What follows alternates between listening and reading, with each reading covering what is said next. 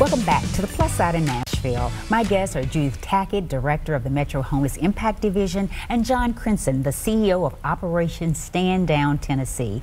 We've been talking about the issue of homelessness in Tennessee and Nashville in the 90 in 90 initiative. This is program, as before we went to the break, you told me that the numbers went from 8 homeless veterans finding homes up to 20 in that 90 days. So there were some successes. But my question now is, John, that now that these folks that we have found homes for, what happens to them after that? They are going to probably need some help with utility bills and things of that nature.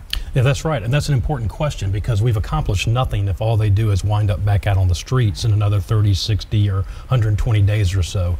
So it's critical when you get someone off the streets into housing, especially if it's been a chronic problem for them, that you give them those support systems, those wraparound services, if you will, that will help them maintain that housing. So Operation Stand Down Tennessee, for example, is one of those agencies that can support, but there are many others as well. The Financial Empowerment Center with Metro Nashville is a key, player in all that, but there are many things you have to look at, and one is making sure that our veterans, as with anybody, understands finances, how to get out of debt, and then how to stay out of debt. Also with employment. So we do a great deal of work making sure that our veterans are gainfully employed. And also, and probably as important as anything for them, because this is unique to a veteran, is the benefits that they qualify for, not as an entitlement for their service, but because they've earned it through their service.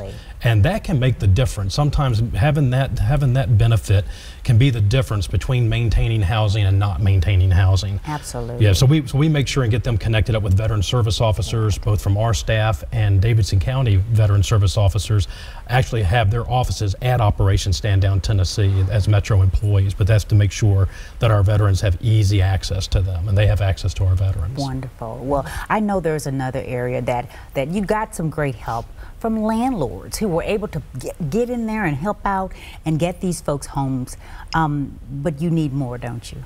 We always need more landlords, yes. And again, I cannot express enough. The only way we could go from housing 8 veterans a month to housing 20 veterans a month is because landlords came on board and partnered with us. So what we need always is the partnership with landlords and helping us identify more opportunities where people can rent housing. And working with us also, we're gonna then come in and make sure that the supports are provided and people are linked to the supports that they need.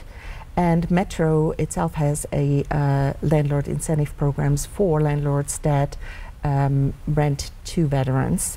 It's a partnership between the Mayor's Office and MDHA, where Davidson County landlords can get up to $1,000 incentive bonus to sign up for that. And that has helped as well. So that is a huge benefit. Where do we see this going from here?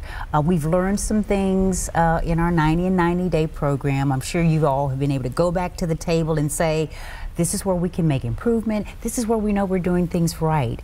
What's the next step as we go into, say, the next 90 days? Exactly as you described, it's going back. So John and I met and really came, where is the leadership? Where does it need to be? So we have the leaders of all our partner organizations be up to date on what we're trying to do and help push for landlords, help coordinate where the services are coming from.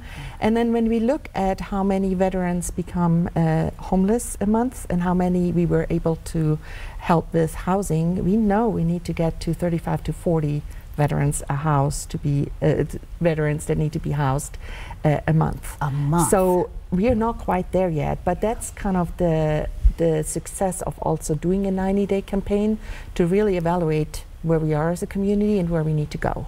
Absolutely. And how do we create that momentum so that people and partners are staying at the table and continue to work at the same level. And again, in Nashville, there's just, we do have an affordable housing issue.